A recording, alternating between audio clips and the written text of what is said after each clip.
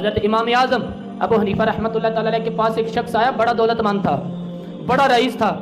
वो आके बैठा तो उसकी हालत पागलों जैसी थी, बाल बिखरे हुए, कपड़े फटे हुए।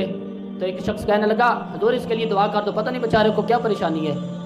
बड़े हकीमों तबीबों को दिखाया पर इसे शिफा नहीं हो रही। तो इमाम साहब रहमतुल्लाह अलैह उसकी तरफ देखकर फरमाने लगे, अमानतें वापस कर दे, अमानतें वापस कर दे, तुझसे नहीं संभाली जा रही, तुझे अमानतों की टेंशन हो रही है। इमाम साहब ने ये लफ्ज़ किया तो उसने अल्लाह अकबर क्या कि अपना कुर्ता ही फाड़ दिया, कमीज फाड़ दी, सजदे में गिर गया।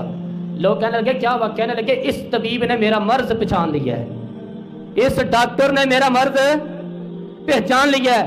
कहने लगे कौन सा मर्ज?